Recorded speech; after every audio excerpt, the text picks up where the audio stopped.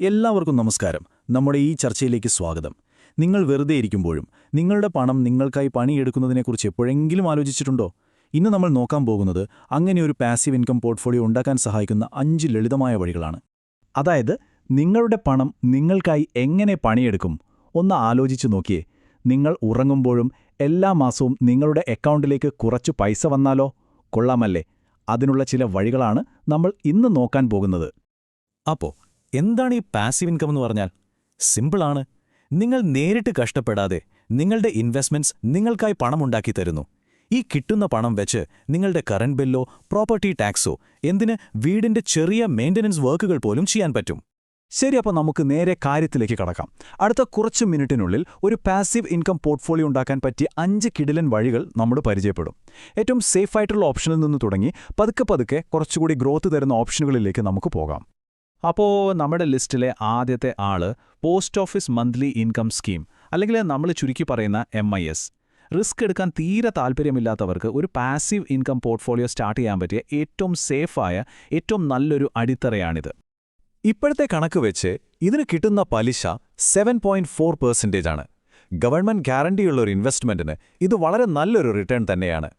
എല്ലാ മാസവും കറക്റ്റായിട്ടൊരു വരുമാനം ഇത് ഉറപ്പുതരുന്നു. ഇതിന്റെ ഏറ്റവും വലിയ ഒരു പ്ലസ് പോയിന്റ് എന്താണെന്ന് വെച്ചാൽ ഇത് പൂർണ്ണമായും ഗവൺമെന്റ് ഗ്യാരണ്ടിയുള്ള ഒന്നാണ്. അതുകൊണ്ട് തന്നെ നിങ്ങളുടെ പണം 100% സേഫായിരിക്കും. എല്ലാ മാസവും ഒരു ഫിക്സഡ് ഇൻകം കിട്ടുന്നതുകൊണ്ട് ഇൻവെസ്റ്റ്മെന്റ് ലോകത്തേക്ക് ആദ്യമായി കാലെടുത്തു വയ്ക്കുന്നവർക്ക് ഇതൊരു കിടിലൻ ഓപ്ഷനാണ്. ഓക്കെ, അപ്പോൾ ഏറ്റവും സുരക്ഷിതമായ ആ നിക്ഷേപത്തിൽ നിന്ന് നമുക്ക് അടുത്ത പടിയിലേക്ക് കയറാം. കുറച്ചുകൂടി മെച്ചപ്പെട്ട വരുമാനം തരുന്ന ഓപ്ഷനാണ് കോർപ്പറേറ്റ്, അതുപോലെ ഗവൺമെന്റ് ബോണ്ടുകൾ. ബോണ്ടുകൾ എന്ന് കേൾക്കുമ്പോൾ ചിലർക്കൊരു കൺഫ്യൂഷനുണ്ടാവാം. പക്ഷേ സംഭവം സിമ്പിളാണ്. നിങ്ങളൊരു കമ്പനിക്കോ അല്ലെങ്കിൽ ഗവൺമെന്റിനോ കുറച്ച് പണം കടം കൊടുക്കുന്നു എന്ന് വിചാരിക്കുക. അതിനു പകരമായി അവർ നിങ്ങൾക്ക് കൃത്യമായി പലിശ തരുന്നു. അത്രയുള്ളൂ കാര്യം. ബോണ്ടുകളുടെ ഒരു പ്രധാന ആകർഷണം എന്താന്ന് വെച്ചാൽ പോസ്റ്റ് ഓഫീസ് സ്കീമിനേക്കാൾ കുറച്ചുകൂടി നല്ല വരുമാനം കിട്ടാൻ സാധ്യതയുണ്ട്. നിങ്ങൾക്ക് വേണമെങ്കിൽ കമ്പനികളുടെ ബോണ്ടുകളിലോ അല്ലെങ്കിൽ ഗവൺമെന്റ് ബോണ്ടുകളിലോ ഇൻവെസ്റ്റ് ചെയ്യാം. ഏത് വാങ്ങിയാലും നല്ല ക്രെഡിറ്റ് റേറ്റിംഗ് ഉള്ള ബോണ്ടുകൾ നോക്കി വാങ്ങിയാൽ നിങ്ങളുടെ നിക്ഷേപം കൂടുതൽ സുരക്ഷിതമാകും. ശരി, ഇനി നമുക്ക് കുറച്ചുകൂടി ഡൈനാമിക് ആയിട്ടുള്ളൊരു ഇൻവെസ്റ്റ്മെന്റ് രീതി പരിചയപ്പെടാം. കൃത്യമായൊരു വരുമാനം മാത്രം ലക്ഷ്യം വെക്കുന്നവർക്ക് വേണ്ടി ഡിസൈൻ ചെയ്തിട്ടുള്ള IDCW മ്യൂച്വൽ ഫണ്ടുകളാണ് നമ്മുടെ മൂന്നാമത്തെ ഓപ്ഷൻ. സാധാരണയായി മ്യൂച്വൽ ഫണ്ടുകളിൽ 2 ഓപ്ഷനുകളുണ്ട്, ഗ്രോത്തും പിന്നെ ഈ പറഞ്ഞ IDCW. ഗ്രോത്ത് ഓപ്ഷനിൽ കിട്ടുന്ന ലാഭം ആ ഫണ്ടിൽ തന്നെ വീണ്ടും ഇൻവെസ്റ്റ് ചെയ്യും. അങ്ങനെ നിങ്ങളുടെ മൊത്തം നിക്ഷേപം വളരും.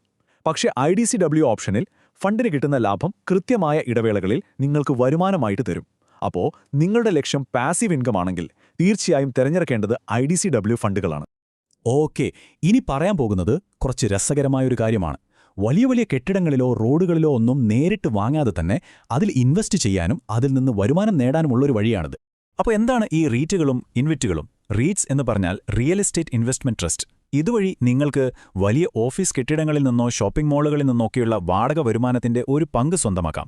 അതുപോലെയാണ് ഇൻവിറ്റ്സ്, പവർ ലൈനുകൾ, റോഡുകൾ, അങ്ങനെയുള്ള വലിയ ഇൻഫ്രാസ്ട്രക്ചർ പ്രൊജക്റ്റുകളിൽ നിന്നുള്ള വരുമാനവും നിങ്ങൾക്ക് നേടാം. ഇത് വർക്ക് ചെയ്യുന്നത് എങ്ങനെയാണെന്ന് വെച്ചാൽ വളരെ സിമ്പിളാണ്. നിങ്ങൾ ഈ ട്രസ്റ്റുകളിൽ ഇൻവെസ്റ്റ് ചെയ്യുന്നു. ആ പണം ഉപയോഗിച്ച് പ്രൊഫഷണലുകൾ ഈ വലിയ പ്രോപ്പർട്ടികളൊക്കെ മാനേജ് ചെയ്യും. അതിൽ നിന്ന് കിട്ടുന്ന വരുമാനത്തിന്റെ ഒരു വിഹിതം അവർ നിങ്ങൾക്ക് തരും. അതായത് നേരിട്ട് പോയി മാനേജ് ചെയ്യേണ്ട തലവേദനകളൊന്നുമില്ലാതെ തന്നെ വരുമാനം നേടാം. ഇനി നമ്മുടെ ലിസ്റ്റിലെ അവസാനത്തെ ഓപ്ഷനിലേക്ക് വരാം.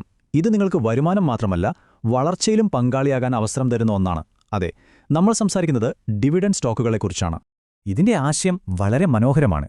നിങ്ങളൊരു കമ്പനിയുടെ ഓഹരി വാങ്ങുമ്പോൾ യഥാർത്ഥത്തിൽ നിങ്ങൾ ആ കമ്പനിയുടെ ഒരു ഭാഗത്തിന്റെ ഉടമയാവുകയാണ്. കമ്പനി ലാഭമുണ്ടാക്കുമ്പോൾ ആ ലാഭത്തിന്റെ ഒരു ചെറിയ ഭാഗം, അതായത് ഡിവിഡൻഡ്, അതിന്റെ ഓഹരി ഉടമകളായ നിങ്ങൾക്ക് നൽകുന്നു. അപ്പോൾ സ്ഥിരമായി ഡിവിഡൻഡ് തരുന്ന നല്ല കമ്പനികളെ എവിടെ കണ്ടെത്താം? പൊതുവെ ഗവൺമെന്റ് കമ്പനികൾ, അതായത് പൊതുമേഖലാ സ്ഥാപനങ്ങൾ, പിന്നെ മെറ്റൽ, കോൾ പോലെയുള്ള സെക്ടറുകളിലെ കമ്പനികൾ, അതുപോലെ ചില വലിയ IT, FMG കമ്പനികളൊക്കെ നല്ല ഡിവിഡൻഡ് തരുന്നവരാണ്. ശരി, അപ്പം നമ്മൾ ഇത്രയും നേരം സംസാരിച്ച 5 കാര്യങ്ങളും നമുക്ക് പെട്ടെന്നൊന്ന് ഓടിച്ചു നോക്കാം. നോക്കൂ, ഈ 5 വഴികളും നമ്മളിവിടെ ഒരുമിച്ച് കൊടുത്തിട്ടുണ്ട്. ഓരോരുത്തർക്കും ചേരുന്നത് ചിലപ്പോൾ വ്യത്യസ്തമായിരിക്കും. നിങ്ങൾക്ക് വേണ്ടത് പരമാവധി സുരക്ഷയാണോ അതോ കമ്പനികളുടെ വളർച്ചയിൽ പങ്കാളിയാകാനാണോ താൽപ്പര്യം? നിങ്ങളുടെ ലക്ഷ്യം എന്താണോ, റിസ്ക് എടുക്കാൻ എത്രത്തോളം തയ്യാറാണോ, അതനുസരിച്ച് ഇതിൽ നിന്ന് ഏറ്റവും നല്ലത് തിരഞ്ഞെടുക്കാൻ ഈ ടേബിൾ നിങ്ങളെ സഹായിക്കും. അപ്പോൾ എന്റെ ചോദ്യം ഇതാണ്. നമ്മൾ ചർച്ച ചെയ്ത ഈ പാസീവ് ഇൻകം വഴികളിൽ ഏതാണ് നിങ്ങളുടെ സാമ്പത്തിക യാത്രയിൽ നിങ്ങൾ ആദ്യമൊന്ന് ട്രൈ ചെയ്യാൻ പോകുന്നത്? നിങ്ങളുടെ അഭിപ്രായങ്ങൾ എന്തായാലും താഴെ കമന്റ് ചെയ്യണം കേട്ടോ. ഈ വിവരങ്ങളൊക്കെ നിങ്ങൾക്ക് ഉപകാരപ്പെട്ടു എന്ന് വിശ്വസിക്കുന്നു. ഇത്രയും നേരം ഇത് കണ്ടതിന് ഒരുപാട് നന്ദി. ഇതുപോലുള്ള കൂടുതൽ കാര്യങ്ങൾ അറിയാനായിട്ട് ചാനൽ ലൈക്ക് ചെയ്യാനും സബ്സ്ക്രൈബ് ചെയ്യാനും മറക്കരുത്. അടുത്ത തവണ നമുക്ക് പുതിയൊരു വിഷയവുമായി വീണ്ടും കാണാം. നന്ദി.